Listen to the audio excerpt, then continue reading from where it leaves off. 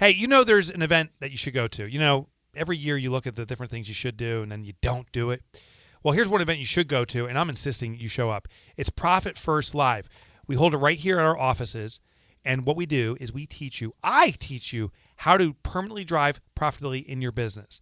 Now, if you read the book Profit First, you got the starter kit. But the question is, are you doing it right? Well, I'll ensure you do it right because I'm going to work with you personally along with our team here for 2 days and drive profitability in your business. Go to profitfirstlive.com right now and sign for the next event. You should. I'm telling you, you must. All right. I'll see you there. Strap on your rusty cake. We're about to discuss predictable profits and so much more on today's episode of Entrepreneurship Elevated. Sounds like a police car. Oh, I got an interesting police car story for my Pat Benatar concert. Can we have Jeremy tell his interesting ticket story too? Yeah, I do. I want to hear that. My name is Mike Michalowicz. I am the author on a mission to eradicate entrepreneurial poverty. You know what entrepreneurial poverty is? It's the outside perception of, oh, you're crushing it, dude. And the reality is, you're struggling, dude. Well, we fix that on this show and every show we do and throughout my books. I'm also the author of Profit First, Clockwork, The Pumpkin Plan, and brand new book, Fix This Next. You can get a pre-order on Amazon right now. Hopefully by the time this episode goes live, actually the final book cover will be up online on Amazon. I'm joined in studio with my friend who I just love to banter with and get in arguments with, Kelsey Ayers. Hello, friend. You can find us on iTunes, Stitcher, Spotify, iHeartRadio, TuneIn Radio, any podcatcher, anywhere. And also in studio is Jay Cablone. Hello. So I asked you, Jay Cablone. I said, hey, does anyone from your family listen, like your brothers or any friends? And he goes, no one does. And he goes, well, except for my mom. So a big shout out to Miss Pat Smith. Ms. There you go. Pat Smith. Yeah, she'll be smiling and laughing right now when she's listening. Does she call you Jay Cablone, Jay Balone? No, she doesn't. It's weird. I don't know why. Why doesn't that catch on? I wondered. Yeah. Why doesn't that catch on? Maybe Jay now. Bird? Yeah, maybe now. So Pat, do that. Next time you see him, go, hey, Jay Cablone. How are you? God, if she said that to me, I wouldn't even know what to do. Pat, you got to do that. You've got to do that, Pat.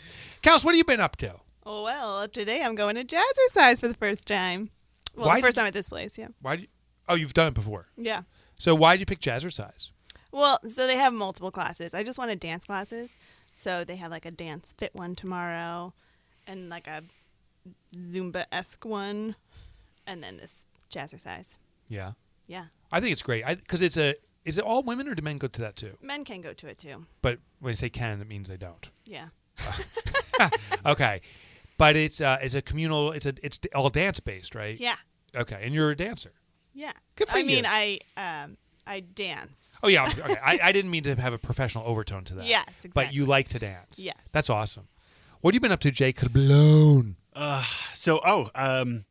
I got into this guy. His name's Dave Polides. I don't know if you ever heard of him. It's Mannercise? Is that no? I said I got into him. This sounds awful. I'm like all about like camping and stuff. Yeah. So I started researching, how to deal with bears and things like that because I want to go out to Yellowstone. In the fall, if I can. We should do our retreat out there. Yeah, that would be cool. Our company retreat. But wait, let me tell you the rest of this, and then you might change your mind. Oh. So this guy is a former police officer, and he wrote 4 books, and it's called Missing 411. And it's all these stories about how, and the media doesn't report it, so many people go missing in national parks. And it's like the weirdest stuff. They find them, and they don't remember what happened, and they're like miles away from where they. I mean, crazy stories. And so he documents. He writes all these books on. Oh, that sounds interesting. It's really interesting. It's kind of freaky though when you're thinking like, oh, I want to go camping there, and these people are gone. Okay, these people that are gone are typically found again? No. Oh. So some people just go missing. Some go missing, and then when they find them, it's just like the weirdest circumstances. Other people go missing, and it's just completely unexplained. Like one of the stories was 2 parents were with their young child, who they were like picking up rocks in the stream, and only a few feet away, and they turn around, and the kid's gone. And then they searched for But there's coyote fur all days. over. No, that's the thing. He only reports on if there's any chance of any animal or abductions, he doesn't report on it. It's only the completely unexplained disappearances. Oh, okay, that's fascinating. But apparently there's hotspots. If you look at the map, there's hotspots all over the United States where they occur. Paranormal activity? More Yeah. frequently. Yellowstone's the number one spot where Jacob Lone Yosemite is. Oh, Yosemite. Yeah, he says it's number one. I know, it's really freaky. What are you laughing about? You're like Yosemite, and you're like Yosemite. It felt like you were having a little pronunciation. Yeah. Yosemite. But then it freaked me out too. Isn't that where Old Faithful is? Yosemite? I think, yeah. Or is that Yellowstone? That's Yellowstone. Yes, Yellowstone. Yellowstone. Okay. Yeah. Keep going. But then it really freaked me out because one of the hot spots, which is where I go a lot, is the Adirondacks. Oh, I was just up there. That's where Woodstock's up in the Adirondacks. It's on the fringe of it. Yeah. Yeah. Beautiful country up there. Yeah. Well, here's my argument. I think most people go in ill-equipped. I shouldn't say most. Many people go in ill-equipped. I wrote a story in Fix This Next about a woman named Amanda Eller. She went into a national park in Hawaii, and her intent, she says, was to go on a 3-mile hike. She went about a mile and a half in, saw a spot that she wanted to meditate. When she stopped meditating, she started to walk out, got lost. She was in this park for 17 days. And they found... What? Yeah, Amanda Eller. I thought you were going to say 17 hours. 17 days. And it's human nature. When we get lost, that we often start doing a walk in circles, and that's exactly what she did. Yeah. We think we're walking I've done straight. that a lot. And often they're very tight concentric circles. Like, it's not like you walk in this big mile circle. It's like 400 yards. Yeah. And here's what research, I wrote about this in another book. Research has found that we favor our strong side. So if you're right-handed, you actually step a little bit further with your right foot than your left. So there's this natural tendency to walk in a circle because you're walking more with your dominant side. That's wild. So it's hard for us to walk straight. But then also with no beacon, no navigation point, we just constantly are kind of correcting ourselves. And in her story, when they interviewed her, she said, my intuition was so strong. I knew I was walking the right way. And we'd rely on intuition. So my whole argument in the book is intuition actually doesn't serve us in many circumstances when we think it does. So in Fix This Next, I made this entrepreneurial compass, a very simple way to double check your intuition to make sure you're walking straight ahead. Yeah. But just going back to your story, I think a lot of people, I wonder if a lot of those people that they have these mysterious events, dehydrate, and therefore hallucinate and so forth, and are just ill-equipped going into space like that. Well, that's what's weird. So a lot of the disappearances occur when the timeline is so short that nothing like that could happen. Like within like an hour or two, or it happens the same day? Within minutes. Like, you think they were abducted by aliens? He doesn't Please. give this. So this is what's great about this guy. He doesn't give his idea on what happens because he said, "I don't know." Yeah. He's like, and I don't want to ruin my credibility. Yeah. He's like, I give you the facts, and you. He gives you the 411. He gives you 411. But it's true. A lot of people go ill-equipped. I mean, if that woman had, brought a compass. That's what I wrote in the book. Yeah. If she just simply brought a compass, she would have been out. Yeah. Or at least walk in one. Or just have like a watch and basic survival skills. If you have a watch, you can figure out the sun, which direction it's going, kind of north a little bit for the most part, and then just. She didn't bring a cell phone. She didn't bring water. That's not smart. Because it's like, it's only.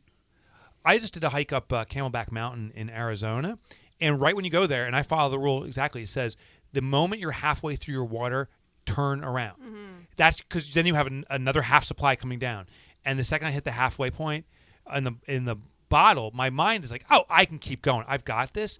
But that metric, I was like, oh, no, don't risk it. And by the time I got down, the water was gone. Yeah. So, yeah. Yeah, he even says, he's like, most people go to these national parks thinking it's Disneyland. Like, oh. Oh, no. He's like, Yes. no. He's like, you can die. So come prepared and know your stuff.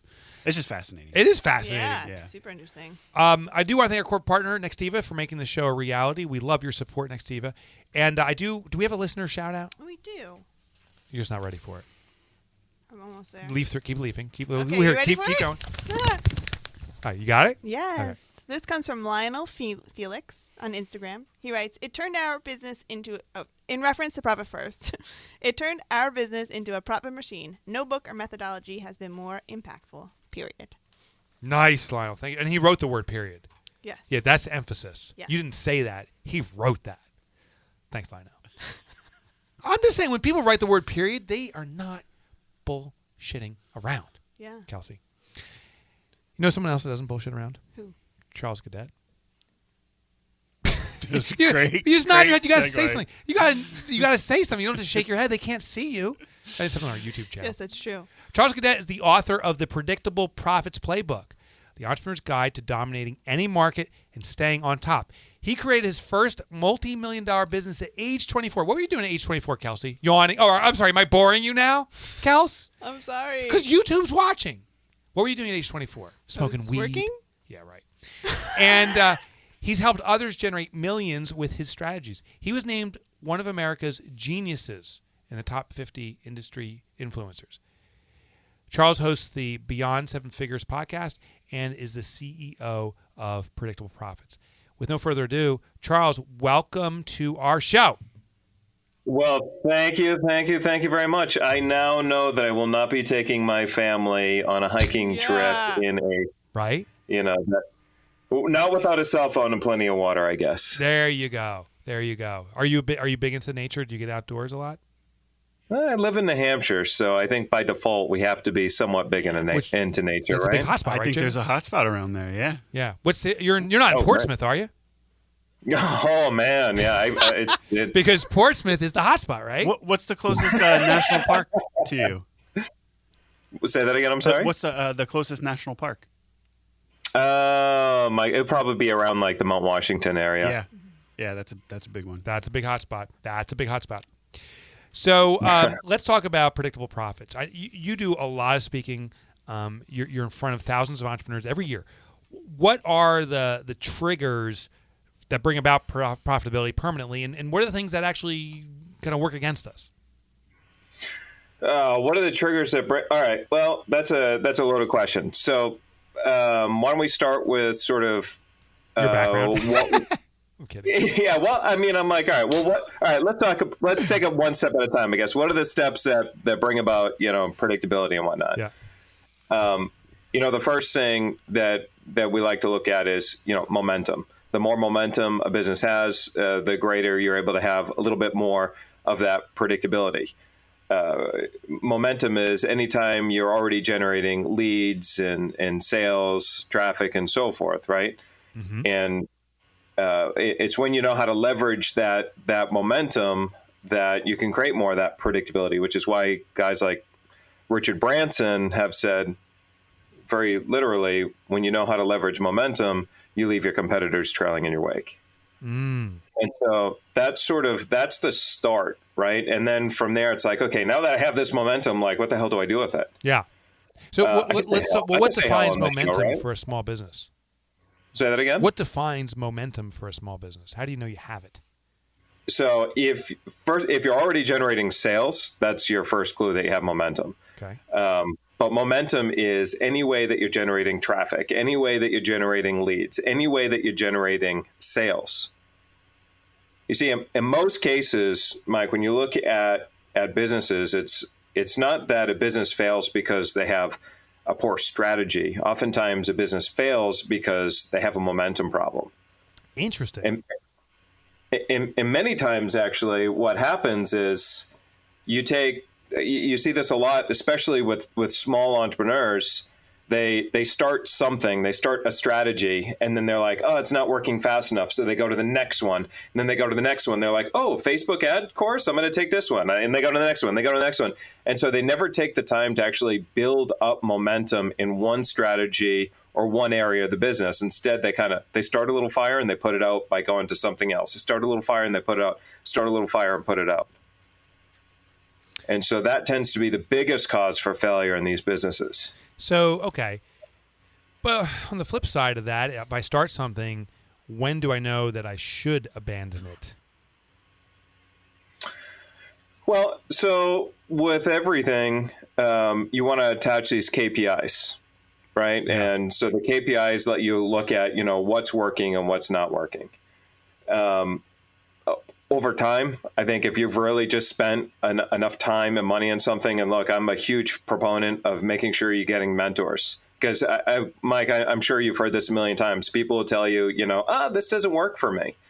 But they're giving up too early because just because they might have tried one or two things doesn't mean that it actually doesn't work. Yeah. So, find somebody that has the experience and help guide you through it. Quite frankly, I think over time, if you put enough time and effort into something and you just can't get it done, then yeah, it's probably time to look for something else. But most people give up far too early. In fact, I had a mentor of mine. I was literally banging my head against the table. I'm going, I can't figure this stuff out. And he goes, great. And I go, what are you talking about? And he says, it's at the closest point that you want to give up. At that brink where you're saying, that's it, I'm throwing in the towel, I'm done. That you're the closest you've ever been to success. That's an interesting phenomenon. I just took a trip up to tour business called New York State Solar Power. It's a long name. And I was meeting with the owner, Anthony, and they were just on the brink recently of he said, I'm just done. He's like, it's so hard. And then we were going through the numbers. They had prior debt. They were on the brink of eradicating it. They had continual profits. They had taken 3/4 of profit distributions. They had made so much momentum, but they just weren't over the hump yet. Like they weren't, they hadn't finalized all their debt. And they had an opportunity. Someone was offering to acquire them, but it was like this ridiculously lowball offer. And he was seriously contemplating it. Why? I could see as an outsider, like this guy, he's on the brink of going really big. Why is it that entrepreneurs, when they're so close to that turning point or the finish line, feel most compelled to give up? It's not just entrepreneurs, to pick on that one group. It's really everybody. I mean, you get to this point where you're just so hard, and you've put your heart and your soul into something, and you have that hard time seeing the light at the end of the tunnel. And that's all you're looking for. You're looking for that little bit of light. You just haven't turned the corner yet. And there's all this self-talk and this belief that you can't do it. And, just go on the internet and look at Facebook. You've got all these experts and gurus saying, hey, the reason why you're not here is because you're missing this. The reason why you're not here is because you're not doing it. And then you go look at, these magazines and you say, wait a minute, this person who, I have this idea in my head that I'm smarter than this person and I'm somehow better off than this person. And yet they're making 10, 20, 30, 40, 50 times more than I am. Like, I don't understand. Why am I not doing it? And so all this self-doubt starts to creep in. You start thinking maybe you're going in the wrong direction. And so that's why you kind of veer off and give up too early. And that's why I hesitated when you said, when do you give up? Because I'll tell you in all my experience, talking with thousands of entrepreneurs over the last decade, most people, and I'm talking like well over 99% of people, give up far too early. Now, you're the exception to the rule because you grew $1 million business, you're age 24, but also you came from a position of, I think it was $1 million of debt, right? Yeah, I was in $1 million in debt. And just before being in $1 million in debt, the stress really kind of got to me massively. I was on my way to my house, realized I actually wasn't going to end up making it to my house because I got this pain shooting from the base of my spine all the way up into my neck. And before I knew it, I ended up in the emergency room. I had been setting my alarm at 3:30 in the morning so I wouldn't, quote unquote, oversleep, worked every day, 7 days a week, holidays included. And the result, I exhausted my body, my organs were shutting down, and I was developing this condition that was killing me. And so I should have given up by all logical means. I mean, if my mom was there, she would have been like, that's it, go get a job, But, when you're in $1 million in debt, there's no job that's going to help you, pay that off. You have to make it work. Ironically, Pat Smith tells Jeremy every day, like, what are you doing on the show? Get a real job. Yeah. So what was the diagnosis? Did the doctor say, oh, you have Stevens Hopkins disease? Or they're like, it's a stress. Could they diagnose that situation? They did give me a term. I don't exactly know what the term was, but I know that part of that term, they wanted to put me on some sort of medication. It's a very similar medication to what they give cancer patients, as I recall. I don't know. We're talking now almost 2 decades ago. But yeah, it was not a fun point in my life. So, okay. So there's a perfect example. Like that's a stopping point. You're dying. And it sounds like you saw it through. Were you really that close to the finish line and making that business successful? Or was that the call to actually, it is time to call it quits? If I kept going down that trajectory, I don't think that I would have ever have created a successful business. Because, see, I graduated from one of the top business schools in the entire world. You know, I had my dad, who was a successful entrepreneur, that would tell me the secret of success is hard work. I thought I had it all figured out. And yet here I am, only going deeper into debt, working harder than I've ever worked in my life, and I can't seem to find my way out. It wasn't until, you know, this event happened that I was forced to start differently or start to think differently. And, you know, it was at that point where I actually changed that trajectory. And, you know, I think at any given point in time, I was living off the skin of my teeth. I mean, there were days and weeks where I would wake up going, I just need to buy one more day. I just need one more day. Something needs to happen. I just need one more day. And so, you know, I would cut a little break. I'd maybe get a month long more of cash flow, or some days it really was just one more week. I mean, it felt so good to be able to like pay my credit card bills. Like, oh, thank God, I've got 30 days left. You know? So is that the first step to predictable profits? I really want to understand what are strategies we can put in place to achieve predictable profits. So, you know, when you have that momentum, when you're generating traffic, leads, and sales, you know, it's so simple that it's almost embarrassing. And unfortunately, it did take me over 10 years to figure this out for myself. Like on the first $1 million business that I created, like it was putting it together without realizing that I kind of had it figured out. It actually took many years later before I actually said, oh, wait a minute, now I know how I did it. So once you have this momentum in your business, the first thing you have to look at is, you know, what am I doing that's working, and what am I doing that's not working? And you go into this phase of what we call optimization. Now, this is something that I learned from a protege of Dr. W. Edward Deming, a guy who created billions of dollars in process improvement, made more money than, you know, any other person that I'm aware of, because he influenced the whole world. And so you start looking at everything that you're doing, every tiny thing, and you start saying, you know, what's working, what's not working, and you optimize it. And you put these KPIs, you understand the impact. Most people, Mike, you're like, you know, you're one of the foremost experts in numbers and whatnot. So you understand the importance of, you know, having KPIs and something to track. Mm-hmm. And so when you have these KPIs, you can know what the impact is. But the problem is too many entrepreneurs are playing this game of guesswork. So you have the KPIs and you look to optimize it. That's the first step, optimization. I mean, just last week, we helped a client find $2.38 million within a 1 hour phone call, very simply by doing this optimization phase. Wow. I hope your deal is like 50% of what you find. Yeah. Wouldn't that be great? Sweet. All right. So I know, right? I have momentum. I see it in my business. Now I start going at a molecular level. I'm optimizing. What's next to getting to predictable profits? Well, as an entrepreneur, you're juggling a million balls in the air. Oftentimes you're doing marketing, accounting, customer fulfillment, the whole deal, right? Yeah. And so, Mike, have you ever watched a juggler juggling, say, you know, 10 balls up in the air? Yes. What happens when they drop one? They get distracted and they start usually dropping more. Right. They end up dropping them all. Yeah. And so that's why we go from optimization to the next phase to systemization. You know, and gotcha. This speaks to your book, Clockwork. Yeah. I love that book, by the way. One of my favorites. Thank you, my brother. But, you know, it speaks to the book and the importance of having these systems and building a business that's not dependent on you. So you continue working on your business. And whether that's a fully automated system, whether that's a hybrid of automation and manual work, or full-on manual work, but it's all documented with processes and systems.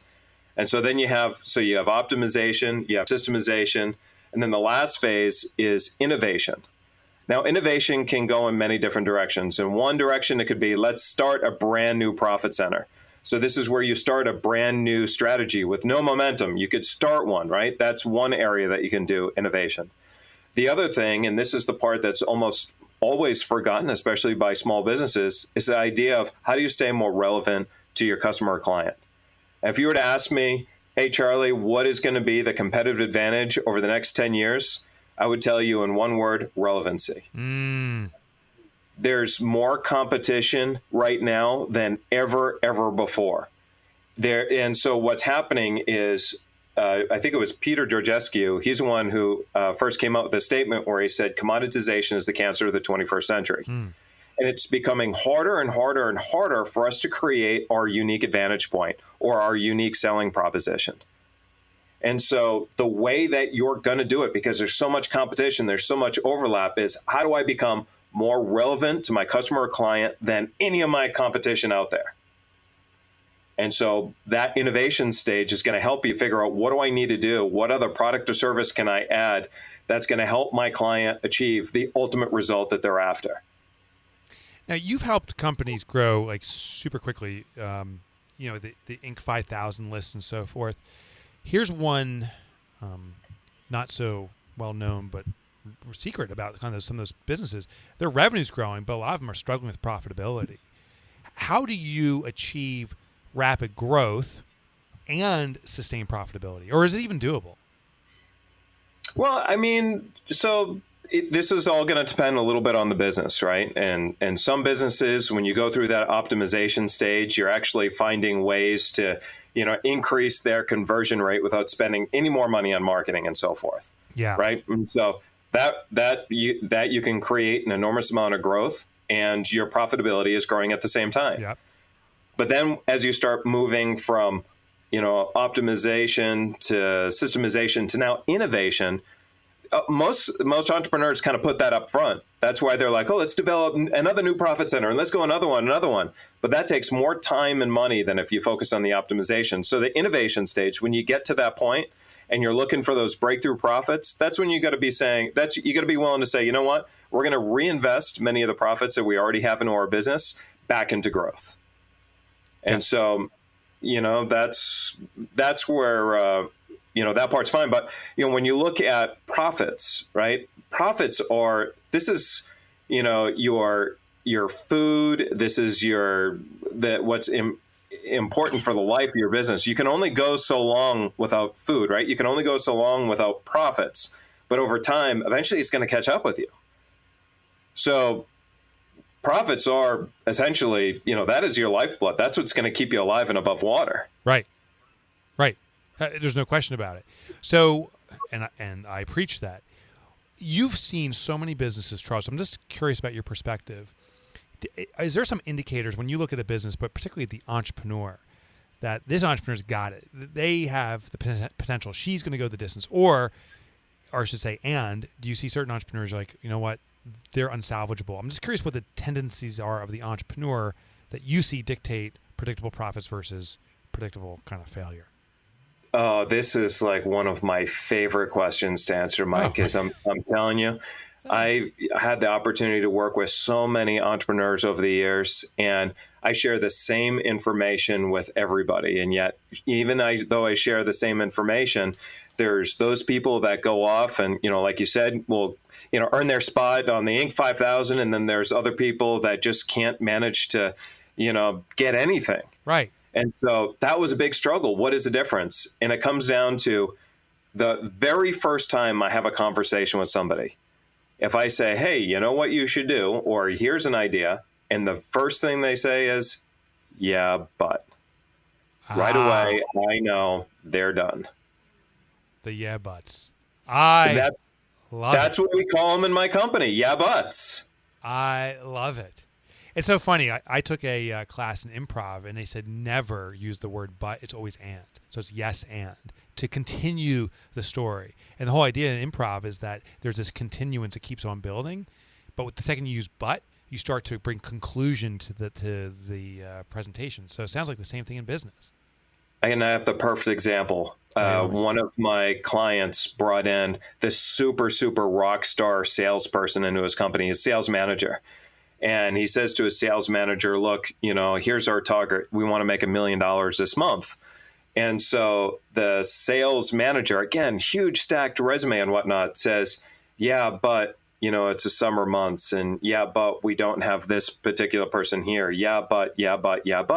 And so 2 weeks into the month, my client calls me up and says, look, what do you think I should do? We're at $15,000. And I said, well, I think you already know the answer to that one. And he's like, yep. no problem. And so he ended up firing the guy. And I said, so what about you now? Now you're back in the shoes of the sales manager. What are you going to do? And he said, I've got, $985,000 to make up.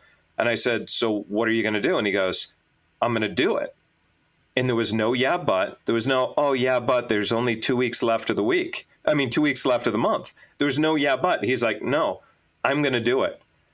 And he ended up, I think he finished the month, if I remember right, it was like 975,000. So like really close, really close to that million. But this guy, he's always been like that. It doesn't matter. There's never an excuse. It's always, I'm going to do this, period. See, a lot of people, they end up having these goals. We all have goals, right? But a lot of people have these goals and, they go, all right, I want to make, say, $1 million this year. And they make, I don't know, 800,000. And they go, you know what? That's pretty good. I came close. But this guy that I'm referring to, his name is Michael. This guy, there's no such thing as coming close. You either do it or you don't do it. And there are many times, I learned this early on, and I actually, sometimes a teacher becomes the student and whatnot. So when we first started working together, he was looking for this goal and he came really close, like within a couple $1,000s. And I'm like, dude, that's a great job. And he goes, it's not a good job. And I go, what do you mean? He goes, I didn't hit my goal. And he's so dead set on hitting the goal because you know what? What happens when you get comfortable failing to hit your goal? That becomes the new standard, right? Right. And you build a habit of failure. Yeah. So if 1 month you're okay missing it by a couple $1,000s, then the next month you'll be okay missing it by tens of thousands, then 50,000, then 100,000, and so forth. It's funny. I was watching a documentary on the Foo Fighters. It's a band I'm into. What's his name? David. What's his last name? Grohl? It's a band I'm into. I don't know his name. I'm into him. I said David. I couldn't remember. Yeah. Jeremy, you're jumping down my throat. But he's got this attitude, like it's got to be right or not. And he had to make some hard decisions in changing the band around to perform at the highest level. But now they have so many hit songs. I mean, they're going to be one of the kind of those bands that live on like Led Zeppelin or something like that. They have such a catalog of miraculously powerful songs. Hey, Charles, we actually got to rock and roll. Now I'm looking at the clock. So before we let you go, though, I want to know how our listeners can pick up your book, the Predictable Profits Playbook, and also to learn more about your coaching services. Awesome. Well, the book is available at all major bookstores. Of course, Amazon probably being the biggest and most well-known. So Predictable Profits Playbook on Amazon. And then you can find me and learn more about our methodologies and whatnot over at predictableprofits.com. I'm telling you guys, Charles knows his stuff. Check out his stuff. For God's sake, pick up his book right now. For God's sake. For God's sake. Yeah, but I don't have the money. See? You can't say that, Kels. All right, Charles, thanks for joining us today. Thank you. Thanks, Charles. You can't touch this. Dun, dun, dun, dun, dun, dun, dun. I like to have him back. Dun, dun, dun, dun. That was some super smart stuff. We could have gone on for a long time. Yeah. Kels, I want to learn what you learned. I want to do we have a listener mail today? We do. And we got our game. First, I do want to thank our corporate partner, Nextiva. Yeah, but I already have a phone system. Are you kidding me? You don't have a Nextiva phone system. We got to get him a phone down at his place. We got to. Do you have I don't know why we haven't done that I was curious. In the meeting, did they Did they use any of your new ideas for phones? For the phone upgrades, yeah. So the tornado warning system that makes cat meowing sounds. I don't know if you remember that episode. They really were grateful that I'm promoting that feature.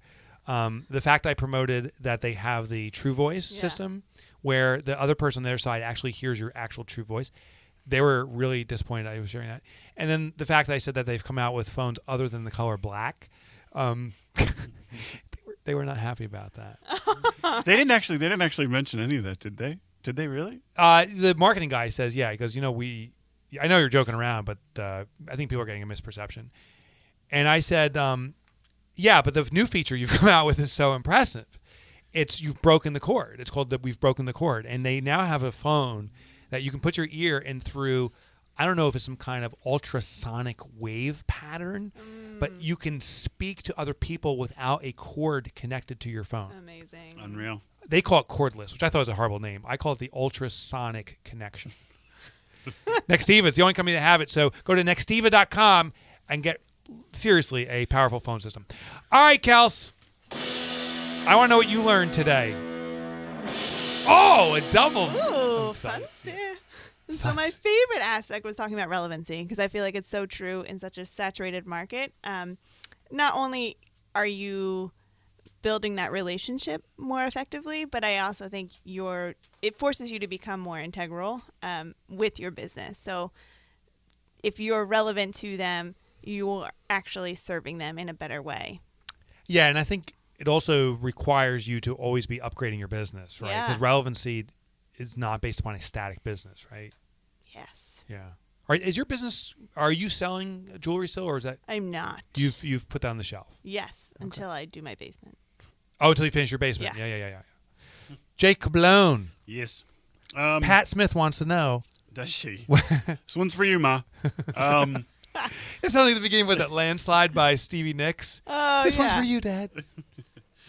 The fact that when you fail, it's usually not because of poor strategy. It's because of a momentum problem. And when you feel like you're just not getting there and you're ready to give up, then that's when you're the closest. Yeah. I think that's really awesome if you just kind of keep that in your head and keep pushing. Yeah. So I'm going to piggyback off what you said. The momentum to me was definitely my big aha. My perception was Predictable Profits is from, and he mentioned things like organization, systemization, but it all starts off with momentum. And if you have momentum, he said in sales, traffic, or leads, you have a business that has a foundation for profitability. I've actually never heard someone talk about that factor first. So I thought that was remarkable. We want to know what you, my dear listening friend, think was remarkable too. You can rate us and review us and add your notes in any podcatcher that you listen in on. All right, Kels, we got a game. Inconceivable. I know. We got a game we're going to play. It's a little riddle. Okay. I was waiting to have a week where Amy wasn't here because she's a riddle ruiner. Last time I was here, I didn't even finish the riddle, and she blurted out the answer. I hate people like that. I don't think she ruined it. I think she's just smarter than you. So I was watching a documentary on The Price is Right on Netflix, and there was a guy who they called it the guy who knew too much. Yeah. You know what I'm talking about? I saw it. I didn't watch the movie, but I saw the clip for it. So there was this guy who spent every day of his life studying The Price is Right TV show and their pricing. And he would sit in the audience, and The Price is Right would allow you, and still does, the audience to shout out suggestions to the contestants. Yeah. And what he noticed was that The Price is Right would have maybe 1,000 items that they kind of circulate through. So a refrigerator, and the whole game of Price is Right is the contestants have to yell out the price without going over for that unit, and whoever's closest wins an award. Well, he memorized the list of 1,000 things. So they're like, Bob Barker's like, and here's the brand new refrigerator. What's the price? And you hear the guy in the audience, he's like, $9.96. And he was nailing it one after the other. That's awesome. Yeah, I don't know why I went down that tangential path. Well, he just reminded me of Amy. Like, he ruined it. Like, no one could have any fun. Like, everyone's like, $9.96. Like, yes, it was $9.96. Even Bob Barker is like, what a tool. Here it is, the riddle of the day. A doctor and an entrepreneur. Oh, dude. This one's for Pat. This is so perfect. This is true. It's in the text. I'll show you later. A doctor, Pat Smith, this one's for you. A doctor and an entrepreneur are both in love with the same woman. An attractive girl named J-Bone. It's in the text. That's her name. Thank you. So it could be a female name. I didn't know that. The entrepreneur had to go on an out-of-town trip that would last a week. Before he left, he gave J-Bone 7 apples. Why? So listen closely. A doctor and an entrepreneur are both in love with the same woman, an attractive girl named J-Bone. This is so confusing because you're using J-Bone as somebody who's in love with the person, but then you're talking about my mom. It's like just getting Is it a horse? Yeah, I'm very confused. All right, we'll call it Jessica just to make it easy for you, okay? A doctor and an entrepreneur are both in love with the same woman, an attractive girl named Jessica. Who else goes by J-Bone? The entrepreneur had to go out of town on a trip that would last a week. Before the entrepreneur, left, he gave Jessica 7 apples. Why? An apple a day keeps the doctor away. Boom! Boom! Nailed it. Go. Nailed it. Yeah, when your name was in there, you're like, she's so attractive, J-Bone. Pure beauty. Pure beauty. All right, Kels. Listener mail, let's get the hell out of here. I'm sick of today's episode. No, you guys just ruin everything for me. I try to make this fun. I pulled a Kelsey with the Dave Grohl comment. I'm sorry about that. You didn't. Well, you didn't. Oh, you did. You kind of did. Yeah, I did. Yeah. I just. Yeah, I was nice. No. Yeah. You were like, what's wrong? I know. You gave me a dirty look. Like, Yeah, isn't that funny? Just as yet another side on our show is Kelsey will attack, but when someone else attacks, I'm Kelsey protective, yeah. becomes protective. Yeah. If she's not attacking, she's not. she's the only one who's allowed to attack. Right. Mama Kelsey. What do you got there, Kels? Okay, so this comes from Ryan Reiger. He writes, we buy and resell products, so we have high input costs. I subtracted the cost of material to get the real revenue. The TAPs for my real revenue match pretty close with the historical data for our company, although we have room to improve. My question is about allocations. The money in the income account should be allocating according to TAPs, but since I am using real revenue, how do I allocate the money in the income account? It seems like I should be deducting the material costs, but if I do this, some periods will have a negative amount. Do I draw money back from the other accounts on months where the real income is negative? Wow, that's a long, almost a loaded question, but it really isn't. We need to set up a materials account. So if you're making an adjustment from income to a real revenue, and say your materials, the percentage you determine on an annual basis is 25% of your income is used to procure materials, set up a materials account and put 25% in there. So the income comes in, we'll say $1,000, 25% would be $250. You transfer to the materials account. Now the $750 remaining in your income account is your real revenue, and then you do the allocations accordingly. That was good. That was good. Kels, is that it? I think that's it. Oh, the music's coming on. Must be. But don't forget to subscribe or rate and review us wherever you're listening. Hey, and why don't you come out here to my office? I'd love to hang out with you and maybe have some fun conversation. Kelsey can peek her head in and ruin it for us. If you come to Profit First Live, we'll talk about Profit First, make sure you're doing it right and drive profitably in your business. But we can explore the other stuff we're doing too. Clockwork about systems, Pumpkin Plan about sales growth, Fix This Next, the entrepreneurial compass. And the starting point is go to profitfirstlive.com to get that. And if you want all my free resources, you can get that at mikemotorbike.com. All right, that's it. We'll see you guys later. Bye.